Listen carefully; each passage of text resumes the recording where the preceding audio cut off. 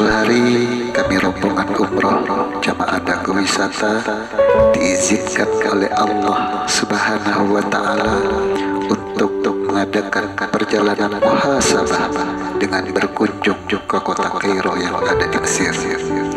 Mesir disebut sebagai negeri Anbiya, negerinya para nabi, karena begitu banyak nabi yang berada di tempat ini. Kita mulai dari kisah Nabi Ibrahim alaihissalam dan Siti Sarah yang pergi ke Mesir. Dan saat itu Raja Mesir jatuh cinta, senang, suka terhadap Siti Sarah, sehingga sang raja berusaha untuk merayunya. Namun Allah membuat tangan sang raja menjadi kaku, tak bisa bergerak. Sang raja sangat-sangat ketakutan, sehingga pada akhir ceritanya sang raja memberikan seorang budak yang bernama Siti Hajar sebagai hadiah agar Nabi Ibrahim mau meninggalkan Mesir. Di Mesir ini pula lah kita mengingat sejarah tentang Nabi Yusuf alaihissalam. Nabi Yusuf ketika kecil dia dibuang oleh saudara-saudaranya di dalam sumur, dan di dalam sumur tersebut orang-orang menemukan Nabi Yusuf dan kemudian dibawa pergi ke Mesir untuk dijual dijadikan seorang budak. Salah seorang pembesar atau petinggi Mesir pada waktu itu membeli Nabi Yusuf dan diangkat menjadi anak-anaknya. Nabi Yusuf pun disukai oleh ibu tirinya yang bernama Zulaikha, dan singkat cerita Nabi Yusuf alaihissalam menjadi orang hebat di kota Mesir.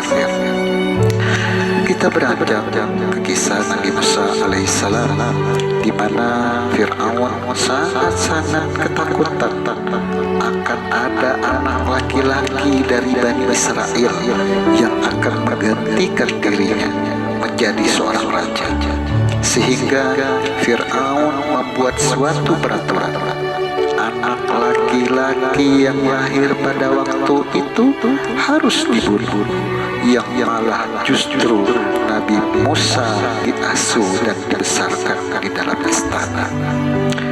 Tak lupa Mesir juga dikenal sebagai negeri Kinanah, di mana tempatnya anak panah, tempatnya para ulama-ulama. Ulama-ulama ini menyebar di penjuru negeri dan menyebarkan Islam sebagai agama rahmatan lil alamin. Apa hikmah yang dapat dipetik ketika jamaah umroh mengunjungi Mesir? Ambillah keteladanan hal-hal yang dapat ditiru dan dicontoh oleh para nabi dan para ulama di sana. Tapi ingat, di sana juga ada Fir'aun.